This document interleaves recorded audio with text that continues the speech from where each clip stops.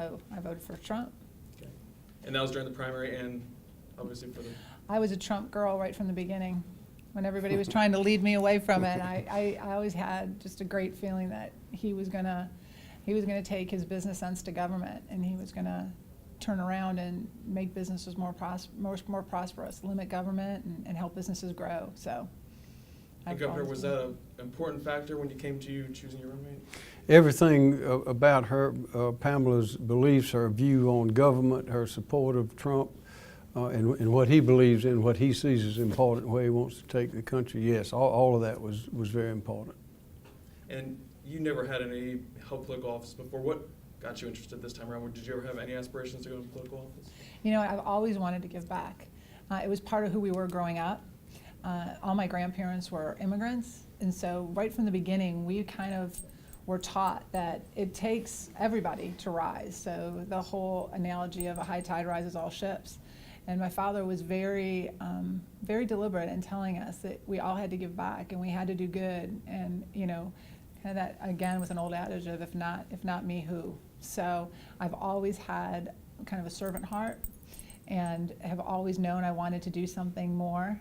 And this just became the right time to do it. And I look forward to going down to Columbia and taking what I've learned in business and helping other businesses grow and helping alleviate some of the pain that business feels every day, because I feel it and my clients feel it and we talk about it. And so I think I bring a great perspective to Columbia.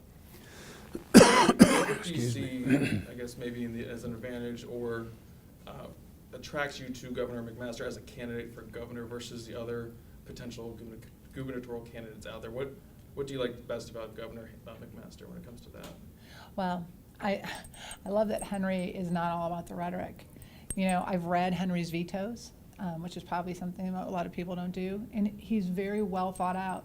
When he looks at a bill that's coming to him, he thinks, how is it going to impact us today, but how is it going to impact us in 10 years? And I think that's great insight. I think sometimes people are short-sighted and we don't look at the long-term effects of things. I just think the more I've gotten to know Henry, he's a very good man, he's an honest man, and that's who I'd like to stand beside. You know, when it came to you choosing your running mate, what maybe drew you to Pamela versus other potential candidates? Well, I've been in government, in and out of government, been in practicing, been a lawyer for over 40 years now, and spent some of that time in public office. And I've spent 2 years, 8 years as Attorney General, 2 years as Lieutenant Governor, and now 1 year as Governor. So on the state side, I've been able to see how the government operates and how the Governor's office operates and the Lieutenant Governor's office. And the people spoke when they amended the Constitution in the last election, saying they wanted the Governor and the Lieutenant Governor to work as a team. So having had that experience and understanding what the people want, which is the same thing that we ought to be doing, I was considering who would be the right running mate, the right candidate, and the right Lieutenant Governor to work with me.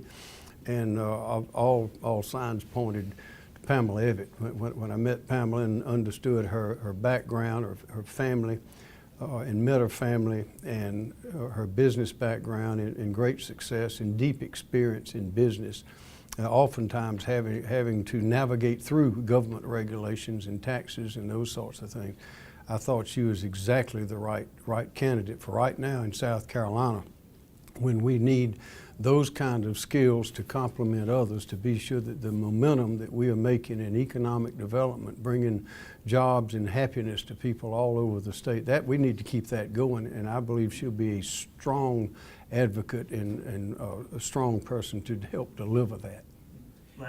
And she does kind of give you a little bit of a contrast to your political career, 30 plus years and political outsider. Is that an advantage for you, in your opinion? That I think it's a big advantage. I think her experience in business around the country and her experience in building her business, which is what we want people to do in South Carolina. We want the children to stay here and build businesses and live and learn in South Carolina.